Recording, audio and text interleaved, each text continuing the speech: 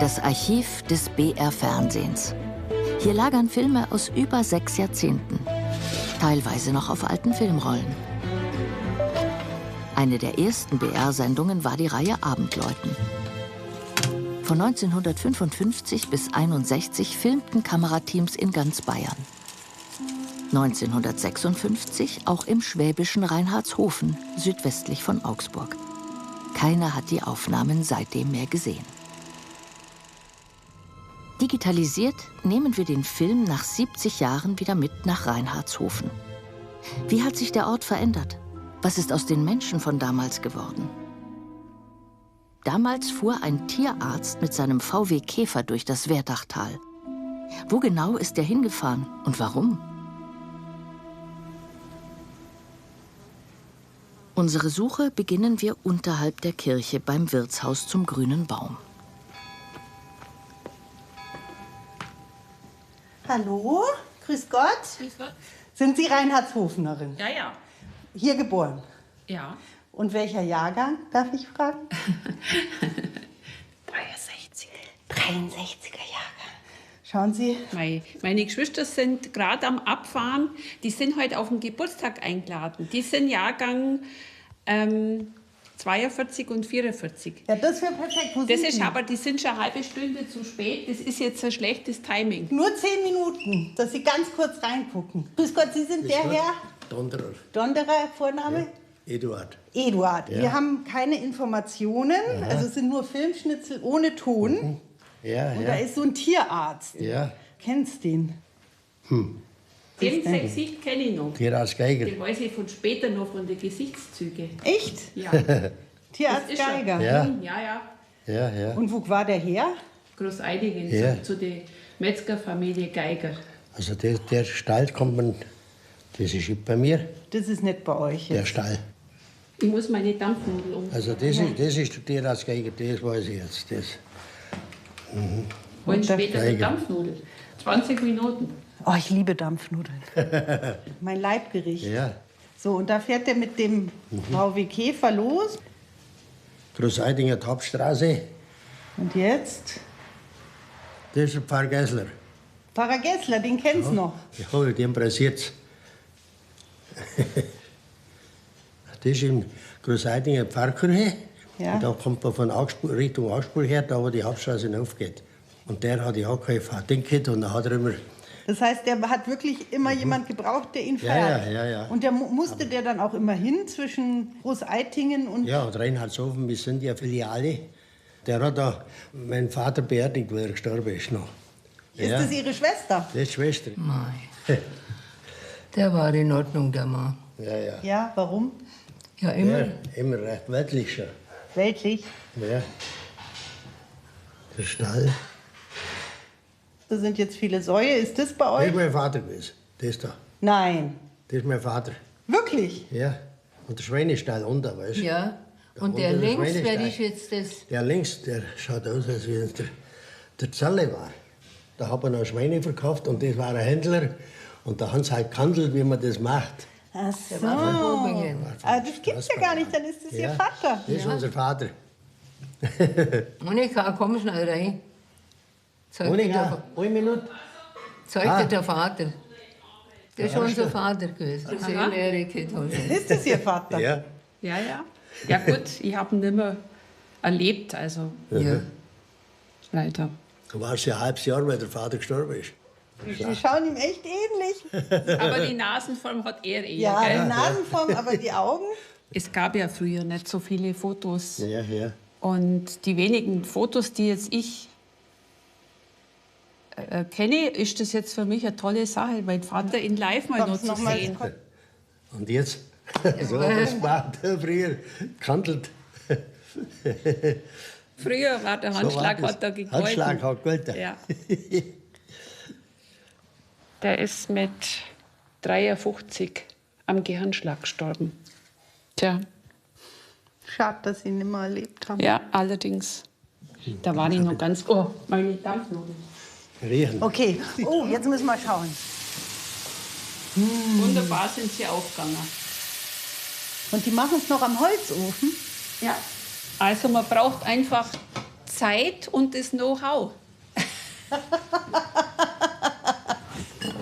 Danke. Ihr müsst sie umdrehen, dann seht ihr unter die Schurbe, die Scharre, die Kruste. Spitze.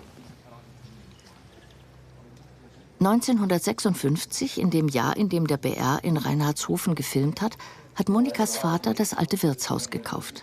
2 seiner 3 Kinder, Eduard und Rosamunde Donderer, wohnen hier immer noch. Nur Monika, die Jüngste, ist schon früh weg zum Studieren. Meine Geschwister betreiben die Wirtschaft zusammen und mein jüngerer Sohn arbeitet bei ihnen mit. So ist es. Aber Sie sind ja jetzt hier. Und heute sind sie zum Geburtstag und deswegen helfe ich ihnen heute. Wir sind ein kleiner Staudenort mit sehr schöner Landschaft. Staudenort. Stauden, ja. Die Landschaftsinsel im Naturpark Westliche Wälder, das sind die Stauden. Das ist ein Gebiet, das einfach so bezeichnet wird, weil früher mal gerodet wurde und dann halt Stauden gewachsen sind. Gerade durch die hügelige Landschaft kommen auch Leute mit dem E-Bike ganz gerne zu uns. Und ist das ein wichtiger Pilgerweg hier? Oder? Ja, das ist der Jakobusweg. Also der bayerisch-schwäbische Jakobsweg ist hier. Wenn wir ja auch eine Jakobskirche haben. Und halt die erste Tagesetappe nach Augsburg sind so ca. 25 Kilometer. Ja, und wie hat sich jetzt Reinhardshofen verändert in den letzten 70 Jahren? Fest. Hat alle noch Landwirtschaft gehabt. Da waren Alle kleine 28 kleine Landwirte da. 28. 28 und jetzt ist keiner mehr da. Ich Keiner war mehr. noch der Letzte mit dem Milchvieh. Ja, und was machen die Leute hier? Alle Arbeitgeber und Weitarbeiter und nach Bobinger Höchst, da sind viele Jahre untergegangen. Es schaut aus, als wenn es der Friede wäre. Ja. Nachbartriebe. Können Sie sein? Ja. Elfriede ist da droben. Das linke Haus jetzt, das große, hat eine Klingel, Dachsbacher. Grüß Gott, sind Sie die Elfriede? Ja. Jetzt schauen Sie mal. Da war es, ja. So, wer steht jetzt da oben auf der Dreschmaschine? Ein ganz junges Mädel. Weißt du, so einen Wagen haben wir eigentlich schon gehabt. So einen Leutewagen, hat man früher gesagt. Das warst schon du. Ja, es ist schon so. Gestaubt hat ja, und geschwitzt hat man ja. So Kopftücher hat man so zusammengebunden. Da waren wir trägend und gestupft hat alles. Ach, das war eine wilde Arbeit. Da haben wir keine Bilder von so früher. Das muss der Vater sein, oder? Er müsste schon der Vater sein. Hm? Also da muss er aber schon arg jung gewesen sein. Mit dem Anzieher, genau. Ja, und gell, zusammengearbeitet waren sie doch auch. Großmutter, oder? Großmutter hat da noch gelebt. Oh Jesus. Echt? Mhm, ja, Teig da, Hofbauer. Und wie war die? Ja, war schon in Ordnung. Nein, das sind sagen, gespart hat man früher, gell? Aber gehabt hat man immer was. Am Krieg oder so, gell? Hatten Sie auch Kühe? Ja. Aber bei euch ist es nett, oder? Vielleicht doch? Na, bei uns da. Verwandte vom Tierarzt Geiger soll es noch im benachbarten Großeitingen geben. Im ehemaligen Gasthof Post. Roman und seine Frau Uschi Geiger. Sie wollen, dass das in Reinhardshofen war. Oder halt in Großeitingen, das wissen wir halt nicht. Das war der Wick.